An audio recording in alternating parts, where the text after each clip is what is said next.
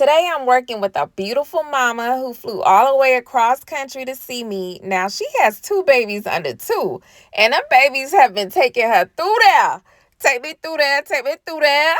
Yeah, so she's been suffering from so much postpartum shedding. Why them babies want to take your baby hair, but they don't ever want to take that baby weight? Not in her situation, because the body is giving, but the baby did take some of her hair. Now her hair is a gorgeous mix of 4A, 4B, and sometimes it looks 4C when it's dry and frizzy.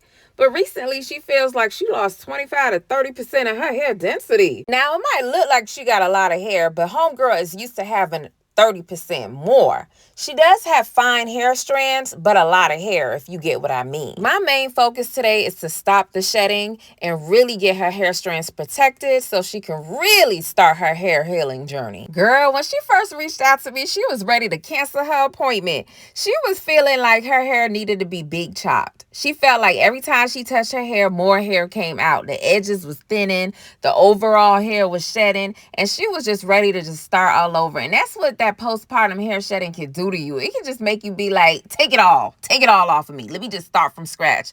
Because every time you comb in your hair, you seen your hair on the floor, it's going to make you feel some type of way. Postpartum hair shedding is real. It's emotional, and it can make the strongest woman feel like she's losing herself a little bit. But I always try to remind my clients, shedding after birth is normal. Just enjoy your babies. Your hormones are regulating. And with the right hair strategy, your hair can absolutely bounce back. But only if you got me and my products in your corner. Because everything else, I don't know about that. You're going to have to roll the dice on that. But if you got me as your stylist, and you got these Made Magic products, you good.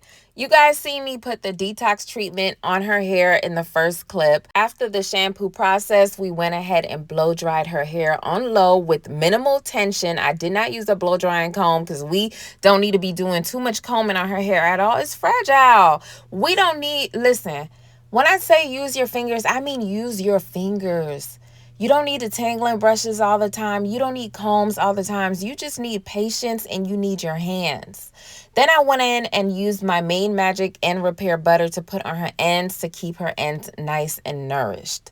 And then you see me use my Main Magic Growth Oil. This is my thickening oil. We're going to seal up her hair. We built a moisture barrier and now her hair is protected before it goes in a protective style. One thing about me, your hair going to get oiled and buttered up before it goes in protective style. I don't see no other way. I don't like when stylists be like they need to braid your hair dry. So, like, girl, if you don't know how to braid, you don't know how to braid.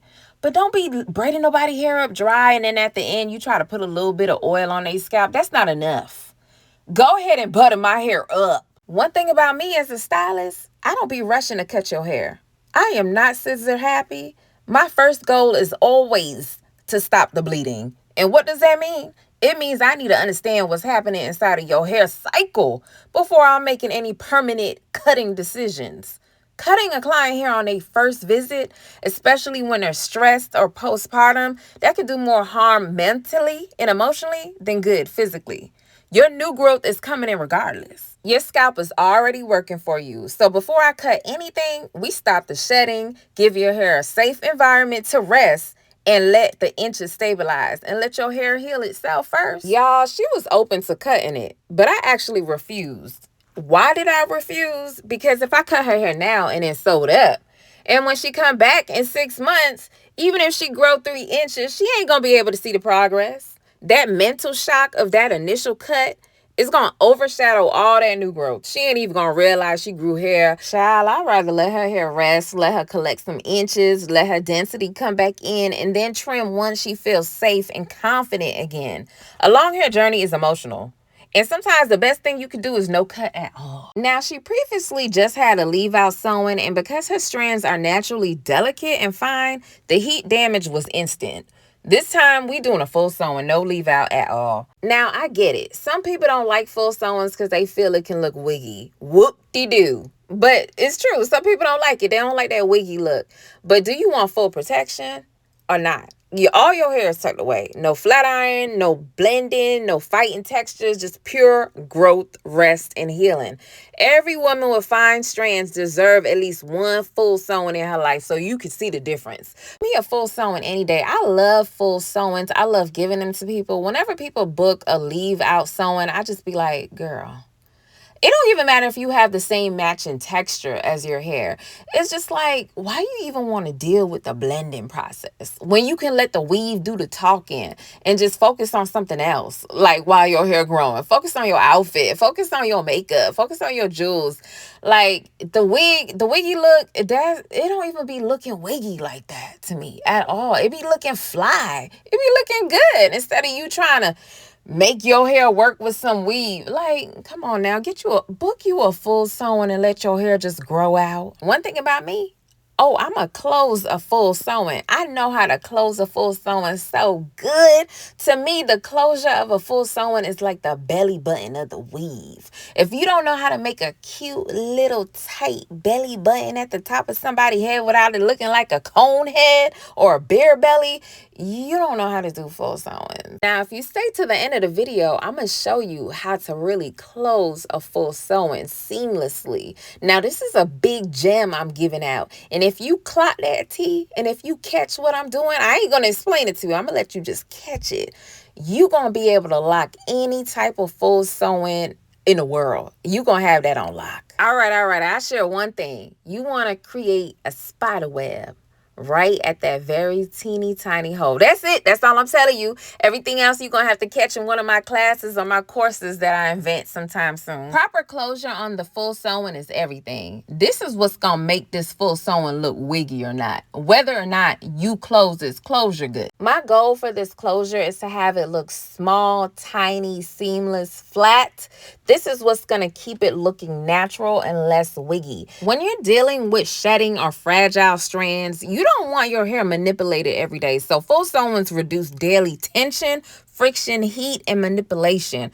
All them things is going to make shedding worse. Once your hair is braided and laid flat, your scalp finally gets to breathe and reset. That's when the magic truly happens. The new growth starts to come in strong, your density returns, and you stop panicking every time you see the comb or the brush. When it comes to maintaining a full sewing, you got to keep them braids hydrated underneath. So you want to make sure you shampoo your hair at least once a month, at least. You know what I'm saying? Just try to. I know some people don't. Your hair's still going to grow, but you don't want your hair getting dry and you don't want to promote breakage. So definitely try to keep those braids hydrated underneath.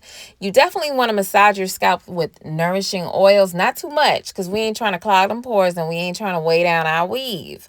Avoid scratching and pulling too hard. I know it gets a little itchy in the beginning, but try not to. Definitely sleep with scarf or any type of bonnet if you can. Keep your head tied and make sure, this is the most important, you gotta eat nutrient-dense foods and hydrate. Healthy bodies grow healthy hair, and this is the best time to take that diet seriously and really put your health first so you can grow some healthy hair while you're doing a full sewing. I'm telling you, when you have a full sewing, them inches add up quick. That's why I love these type of sewings. I'm gonna be throwing across the screen different types of full sewing hairstyles that you guys can take a look at and get an idea of all the ways you can wear your full sewing. I know a lot of people don't like it because it doesn't show a natural part, but just get into it because you can get real creative with it and let the weave do the talking. Now, we do these full sewings so they can mimic some hairstyles that we see on other races of women. Now, as you can see, there are traditional haircuts that don't involve a part, and that's what a full sewing is all about. There are women who cut their natural hair and it looks like a full sewing, but it's just their natural hair because they don't expose a part. So when people say, oh, a full sewing looks wiggy, no, it looks like a haircut just without a part. You ain't got to say that. Now, we all know Black China done made a full sewing popular with the Chinese bang. One thing about a Chinese bang with a full sewing, it's going to eat down. I don't care what y'all say. You could do any color, any cut, and you ain't got to worry about no leave out. You ain't got to worry about no part. This is what's going to make wearing a 6-month sewing seamless because you ain't got to worry about blending, using no flat iron, using nothing. All you got to do is wake up and look sexy sexy and make money. For the full sewing, you can do straight hair. You can do curly hair. You can do coily hair. You can do wavy hair. You can do it short. You can do it long. You can do it and still get a lot of inches because your natural hair is tucked away safe and protected and growing, and you just sporting a weave. Now, if you feel like you can't get a sewing because it looks too wiggy and it's gonna look like weave and you want some, just say you ain't that girl, because that girl gonna make it work and she gonna work it. In my opinion, why play around with your leave out and put your leave out at risk when you could do a full sewing? Why even do a lace closure sewing? I mean, it's cute and all when you can do a full sewing. Why do a lace wig with glue when you can do a full sewing? You'll be able to have that sewing locked in for months. Like, I don't understand why people still choose leave. I mean, I'm still going to give you what you want. If you want to leave out sewing, I'm going to give it to you. If you want a lace closure sewing, I'm going to give it to you. But baby, if you book me for what I am great at, which is a full sewing, baby, I'm going to give it to you. As you can see, closing a full sewing ain't no hoe. You got to put your back into it. You see me going up and under and inside and over, and I know you think I'm done. No, I got to stitch it down to the rest of the braids. Basically, I can't even explain it too much right now, but I got to take the needle under, go under braids 2-3 steps ahead, go up under, bring the needle and the thread back over and under and over and under. But I don't like that cone head look, so I make sure I get it right. Now, placing the belly button of a full sewing wig at the right position is important. You got to look at somebody's head. You got to look at their nose. You got to see where the slope of their head is and where that hump come in their head. You got to know if they got a peanut head, an apple head, watermelon head ass. All right, let me stop. But you got to see what type of head shape they got so you know where to place that belly button at. And you got to place it strategically, because if you put it too far, it's going to look weird. If you put it too close to the face, it's going to look weird. If you put it crooked to the side, it's going to look weird. So you got to try your best to find a decent position for that belly button. This is surgery. I don't care what nobody say. Dr. Miami, who? Man, that man wouldn't know how to place a full sewing like me. I know I can give somebody a really nice BBL if I wanted to. But I don't think Dr. Miami can come in nobody's head and give them a full closure sewing like I can. I don't think so. This right here, this is art. This is physics, chemistry. This is statistics. This is all of them wrapped up in one. This is engineering. This is a lot. And this takes years of skill and experience. When you come in my chair, you're going to be here all day. I'm sorry. But if you give me all day, I'll give you half of the year to wear this style and grow some inches. With every sewing, I give everyone a main magic hair report. You get pages of information on how to maintain your sewing, when you should follow up for retightening if you need a retighten. To tell you the truth, sometimes I think people can go a whole 6 months without a retightening. But if you want to come ahead and give me your money and let me tighten you up and straighten you up, I will gladly take it. And I will give you a retightening and style you up back. Because when I do your hair, I do it right. This is craftsmanship. Like, look at the belly button on this full sewing. Do you see? Are you clocking this tea, baby? Like, look at her. Look at this pretty girl. Like, it's giving. Come on now. You see how? Book me.